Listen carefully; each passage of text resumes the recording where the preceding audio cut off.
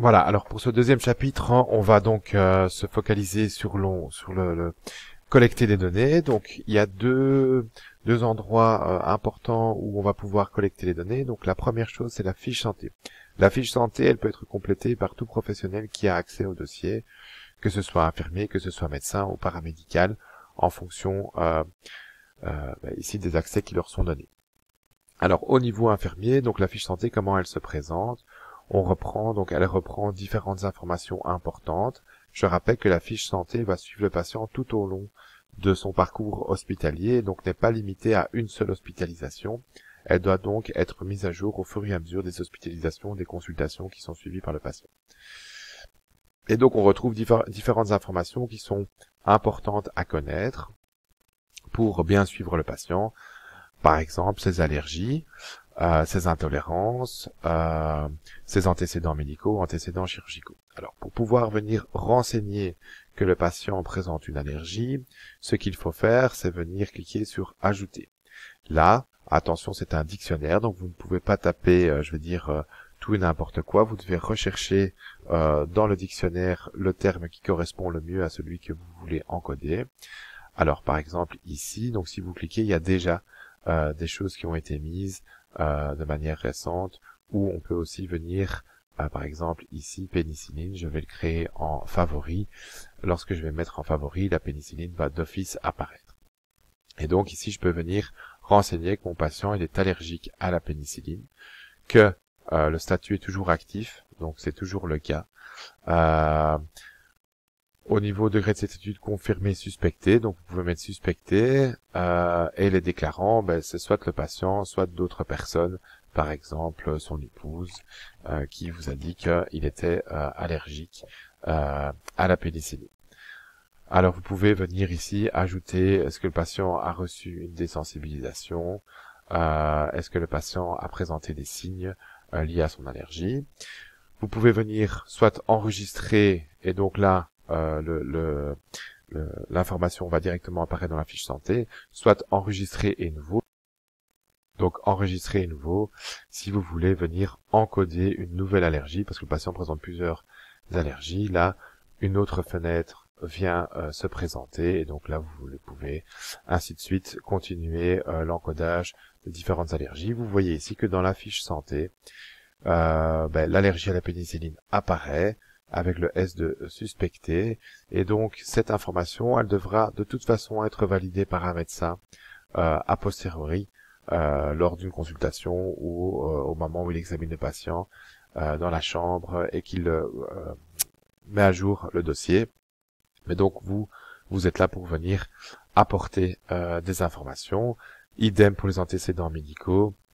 Vous pouvez venir ici renseigner différents antécédents médicaux, antécédents chirurgicaux. Le principe est toujours le même. Les derniers paramètres qui ont été pris chez le patient apparaissent. Donc là, il n'y a pas possibilité de venir modifier. Ce qui est très important aussi, c'est la personne de contact ou de confiance ou le mandataire. Et donc là, c'est le même principe. Vous venez cliquer sur « Ajouter ». Vous choisissez ici la qualification de la personne de confiance, le mandataire, et vous venez dans la description donner soit le numéro de téléphone, numéro de contact, ainsi de suite. Et donc vous venez enregistrer.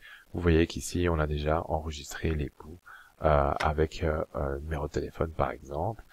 La vaccination, ça se fait de manière automatique. Le statut infectieux également, donc ça c'est dans les mains de l'hygiène.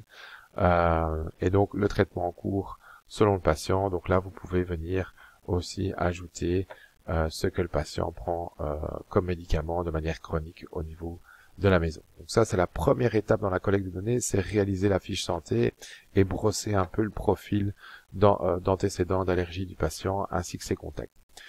Le deuxième,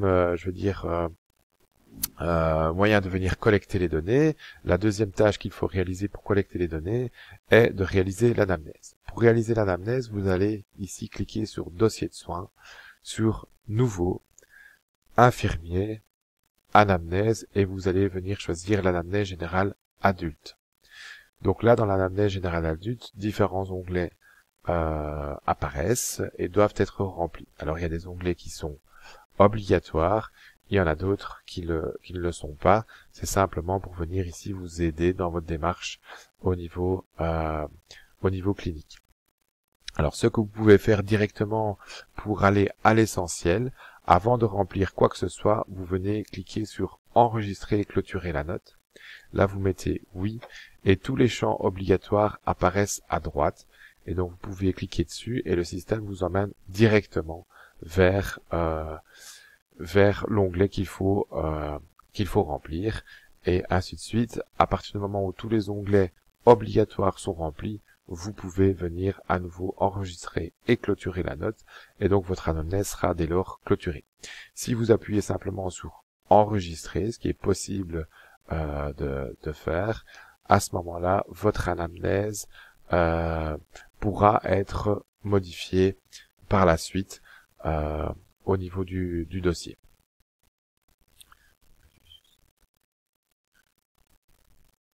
Et donc ici, c'est ce que je vous disais, si vous faites enregistrer, le petit crayon ici apparaît, ce qui vous permet de revenir sur l'anamnèse et de la corriger par après.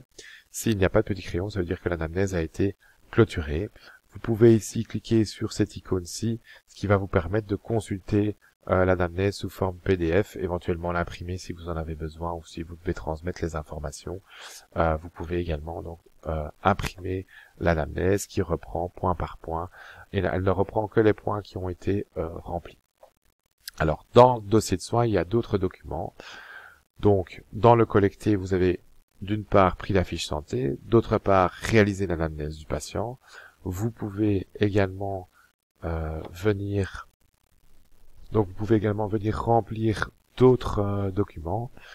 Donc en cliquant sur nouveau, vous avez aussi donc tout ce qui est accueil, et donc là c'est principalement aux urgences ou en pédiatrie avec accueil orientation infirmière, donc ça c'est clairement l'infirmière IAO.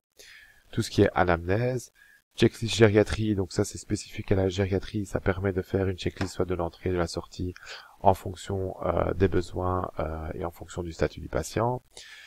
Note d'évolution, ça j'y reviendrai par la suite. Rapport de validation, donc là c'est lorsque le patient sort de l'unité de soins pour aller soit à son domicile, soit à la maison de repos, il faut pouvoir, donc c'est le même principe que l'anamnèse, remplir le rapport de sortie de l'unité de soins de telle manière à transmettre les informations nécessaires aux autres professionnels de la santé. Alors des rapports de validation, donc ça je vous invite à les consulter, mais tout dépend du service dans lequel vous travaillez. Le suivi de plaie, donc là si vous voulez faire des photos des soins de plaie, donc ça c'est une procédure que je vous invite à consulter sur Rénov. C'est via ici suivi soins de plaie que vous devez le faire. Dans l'accueil également, quand vous accueillez votre patient, ce qui est important et ce qui est obligatoire de faire, c'est l'inventaire des objets du patient en cliquant sur premier inventaire des objets personnels du patient à l'entrée ou au transfert. Et donc là, ça vous amène vers ici le fait de remplir l'inventaire du patient. C'est vraiment nécessaire parce que c'est cet inventaire qui nous permet, en cas de problème, de pouvoir soit démontrer que le patient n'avait pas, par exemple, son appareil auditif à l'entrée, ou à l'inverse, permettre aux assurances de venir intervenir lorsque le patient a perdu, par exemple, sa prothèse auditive. Ça permet de prouver qu'il l'avait bien à l'entrée. Donc ça, c'est vraiment très indispensable de le faire.